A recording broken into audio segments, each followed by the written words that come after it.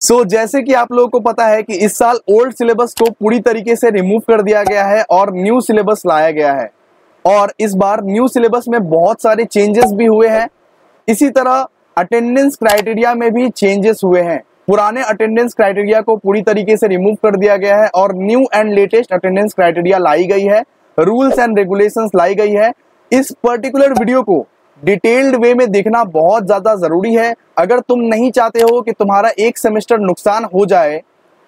इसीलिए ये particular video को देखो, एंड तक देखो और अटेंडेंस क्राइटेरिया को समझो कि कितना % अटेंडेंस तुमको लगेगा, रिक्वायरमेंट है, और क्या क्या इसके कॉन्सिक्वेंसेस हो सकते हैं। सबसे पहले तो मैं बात करूंगा कि बीकॉम सेमेस्टर 1 के फ्री क्लासेस को अभी भी तुम ज्वाइन नहीं किए हो तो क्या कर रहे हो भाई। बीकॉम सेमेस्टर 1 के फ्री क्लासेस सारे के सारे सब्जेक्ट्स मैं इसी चैनल पर कवर करवा रहा हूं। इसको ज्वाइन करने के लिए आप लोगों को बस 6 स्टेप्स को फॉलो करना है। बस 6 स्टेप्स को अगर आप लोग फॉलो कर लिए तो आप लोग बीकॉम सेमेस्टर 1 के फ्री क्लासेस में ज्वाइन हो जाओगे। ये 6 स्टेप्स मिलेंगे तुमको डिस्क्रिप्शन में या तो कमेंट बॉक्स में। फटाफट से जाओ, चेकआउट करो और 6 स्टेप्स फॉलो करो, ज्वाइन कर लो हमारे बीकॉम सेमेस्टर 1 के फ्री क्लासेस में। सबसे पहले आज का चर्चा मैं बताऊंगा कि आज कौन कौन से टॉपिक्स पे मैं डिस्कस करने वाला हूं। सबसे पहले मैं बोलूंगा कि कितना मिनिमम अटेंडेंस रिक्वायरमेंट है 2023 के हिसाब से, मतलब कि लेटेस्ट सिलेबस के हिसाब से आपको अब कितना अटेंडेंस का रिक्वायरमेंट रहने वाला है। मार्क्स फॉर अटेंडेंस, अटेंडेंस के लिए कितना मार्क्स रहने वाला है ये भी मैं बताऊंगा। इसके बाद what if your attendance is not complete, अगर आपका अटेंडेंस कंप्लीट नहीं होगा तो आपको क्या क्या कंसिक्वेंसेस भुगतने पड़ सकते हैं। क्या कॉलेज से निकाल देंगे, क्या सेमेस्टर के एग्जाम्स नहीं देने देंगे, क्या क्या कंसिक्वेंसेस आपको भुगतने पड़ सकते हैं वो भी मैं बताऊंगा। इसके बाद फोर्थ वाला पॉइंट पे हम डिस्कस करेंगे, if you fail in any one semester due to attendance will they promote you in next semester. अगर आप लोग एक सेमेस्टर में फेल हो गए अटेंडेंस के वजह से तो क्या दूसरे सेमेस्टर में प्रमोट हो पाएंगे आप। तो सारे के सारे पॉसिबल टॉपिक्स में मैं डिस्कस करने वाला हूं, ये पर्टिकुलर वीडियो को देखो डिटेल्ड में। सबसे पहले मैं बात करूंगा मिनिमम अटेंडेंस रिक्वायरमेंट है। मिनिमम अटेंडेंस कितना रिक्वायर्ड है, देखिए पुराने सिलेबस के हिसाब से यानी कि 2022 के हिसाब से मिनिमम अटेंडेंस आपका 60% बस लगता था। 60% मिनिमम अटेंडेंस रहता था, वहां पे 60% आप लोगों को पूरा करना ही है कोई भी हालत में। लेकिन 2023 के हिसाब से मिनिमम अटेंडेंस हो चुका है 75%। जी हाँ, 75% मिनिमम अटेंडेंस हो चुका है। लेकिन अगर आप लोग मान लीजिए 60% है, आप लोगों के पास सिर्फ 60% है, आप लोग सिर्फ 60% अटेंड किए हो, उस केस में क्या होगा, आप लोगों को एक फाइन भरना पड़ेगा। उस केस में कॉलेज में आप लोगों को एक पर्टिकुलर अमाउंट ऑफ फाइन भरना पड़ेगा और आप लोग फिर एलिजिबल बन सकते हो एग्जाम में बैठने के लिए।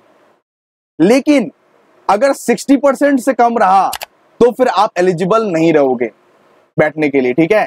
60% तो रहना ही पड़ेगा, लेकिन 60% भी रहा फिर भी आप लोगों को फाइन देना है कॉलेज में, और एटलीस्ट 75% कर दिया गया है इस साल से, ठीक है। और एक पते की बात बताता हूं, ये डिपेंड करता है, मिनिमम अटेंडेंस डिपेंड करता है कॉलेज के ऊपर। जो कॉलेज आपका बहुत ज्यादा स्ट्रिक्ट है, जैसे कि गोइंका कॉलेज हो गया, जयपुरिया कॉलेज हो गया, उसमें अटेंडेंस ज्यादा रिक्वायरमेंट रहेगी, उसमें अटेंडेंस पे ज्यादा ध्यान दिया जाएगा। लेकिन जो थोड़े से छोटे लेवल के या तो मिडिल लेवल के कॉलेजेस हैं, उन पे अटेंडेंस का ज्यादा चाप नहीं होता है, ठीक है। तो आपको एक परसेंटेज कम से कम मेंटेन करके रखना है जिससे आप लोग बच जाए। तो कम से कम 60% ट्राई कीजिए मेंटेन करके रखने का। लेकिन 60% अगर नहीं है आपका तो फिर दिक्कत हो सकता है, दिक्कत होने की संभावना है। इसके बाद बात करेंगे मार्क्स फॉर अटेंडेंस। अटेंडेंस के लिए आपको कितना मार्क्स का रिक्वायरमेंट है, मतलब कि कितना मार्क्स का अटेंडेंस होता है। देखिए कॉलेज इंटरनल एग्जाम्स अब से 25 मार्क्स का हुआ करेगा, मतलब 25 मार्क्स का कॉलेज इंटरनल एग्जाम्स हुआ करेगा। तो अभी तक तो ऐसा कुछ डिस्क्लोज नहीं किया हुआ है कि अटेंडेंस का कितना मार्क्स होने वाला है आपका, लेकिन मैं ये एज्यूम करके रखता हूं कि आपका 10 मार्क्स अटेंडेंस का रहता है। तो 10 में से कम 75 अगर जोड़े तो 7.5 आपको मार्क्स लाना ही पड़ेगा कोई भी हालत में। अगर 7.5 मार्क्स नहीं है, अगर सिर्फ आपके पास 6 है यानी कि सिर्फ 60% है, मतलब तो भी काम चल जाएगा, अगर 60% है तो भी काम चल जाएगा, लेकिन आपको फाइन देना पड़ेगा। ये ऑफिशियल रूल्स एंड रेगुलेशंस कहता है। बाकी डिपेंड करता है आपके पूरे के पूरे कॉलेजेस के ऊपर, आपका कॉलेज स्ट्रिक्ट लेवल पे आता है या आपके कॉलेज मिडिल लेवल पे आता है या आपके कॉलेज लो लेवल पे आता है, इस पे डिपेंड करता है। ठीक है, अब हम लोग नेक्स्ट टॉपिक पे बात करेंगे, what if your attendance is not complete. अगर आपका अटेंडेंस कंप्लीट नहीं रहा पूरे के पूरे सेमेस्टर में, तब आपके साथ क्या क्या हो सकता है। सबसे पहले तो ये बात पूरा का पूरा कॉलेज पे डिपेंड करता है, आपके कॉलेज के स्ट्रिक्टनेस पे डिपेंड करता है, कितना स्ट्रिक्ट है आपका कॉलेज। हो सकता है कि आपका कॉलेज आपको एग्जाम्स ना देने दे, ये भी हो सकता है कि आपका कॉलेज सिर्फ आपको इंटरनल एग्जाम्स के बेसिस पे पास करवा दे और बोले कि आप लोग एग्जाम्स दे सकते हो, सिर्फ अटेंडेंस का मार्क्स को काटे। और ये भी हो सकता है कि कुछ फाइन वगैरह लेके या कुछ पेनाल्टी वगैरह लेके आपको यहाँ पे एग्जाम्स को देने दे। तो ये प्रॉपर्ली ये पूरा का पूरा डिपेंड करता है आपके कॉलेज के ऊपर, आपका कॉलेज कितना स्ट्रिक्ट है उसके ऊपर डिपेंड करता है। बेसिकली लो लेवल के जो भी कॉलेज हैं, लो लेवल के या तो मिडिल लेवल के जो भी कॉलेज हैं, वहां पे ज्यादा चाप नहीं होता अटेंडेंस का, वहां पे नॉर्मली फाइन वाइन देके काम हो सकता है। लेकिन जो हाई लेवल या तो स्ट्रिक्ट लेवल के कॉलेज हैं, वहां पे ये सब चाप आने की संभावना है। ठीक है, तो आप लोग देख के आराम से ये सब कंसिडर कीजिएगा। अब नेक्स्ट टॉपिक में आगे बढ़ने से पहले सबसे बड़ा इंपॉर्टेंट बात है, क्या कॉलेज लीव्स भी काउंट होता है?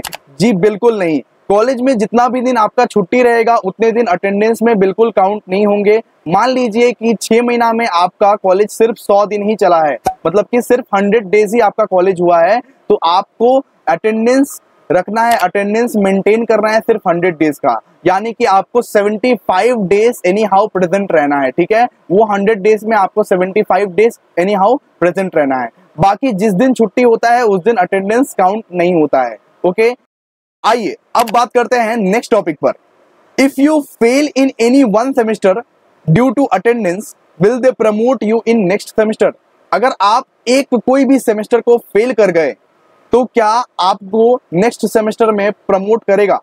पुराने रूल्स के हिसाब से क्या होता था कि अगर मान लीजिए आप सेमेस्टर 1 में फेल कर गए तो सेमेस्टर 2 में ऑटोमेटिकली आप प्रमोट हो जाते थे और सेमेस्टर 3 में भी प्रमोट हो जाते थे और सेमेस्टर 3 के साथ सेमेस्टर 1 का सप्ली आप एग्जाम्स दे सकते थे।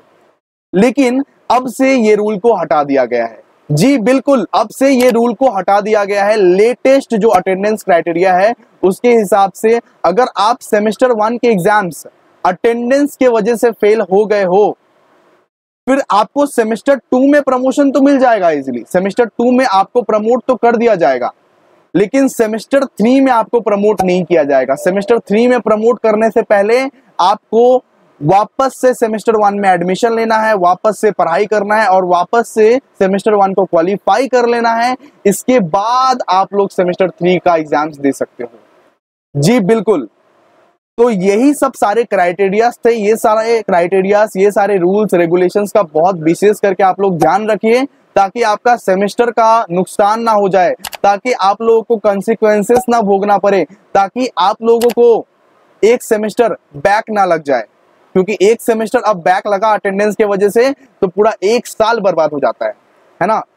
तो दोस्तों मिलते हैं, आप लोगों का सारा डाउट्स यहाँ पे क्लियर हो गया होगा। तो मिलते हैं नेक्स्ट वीडियो में, तब तक के लिए बाय। और ऐसे ही चैनल को देखते रहिए, सब्सक्राइब करिए, लाइक कीजिए, शेयर कीजिए। सबसे बड़ी बात कि अगर बीकॉम सेमेस्टर 1 के फ्री क्लासेस को अभी भी ज्वाइन नहीं किए हो, जहाँ पे सारे के सारे सब्जेक्ट एकदम फ्री में पढ़ाया जाता है, तो प्लीज उसको ज्वाइन कीजिए। बस आप लोग को 6 ठो स्टेप फॉलो करना है, डिस्क्रिप्शन बॉक्स में है और कमेंट बॉक्स में है। ठीक है, तो दोस्तों मिलते हैं नेक्स्ट वीडियो में, तब तक के लिए बाय, थैंक यू।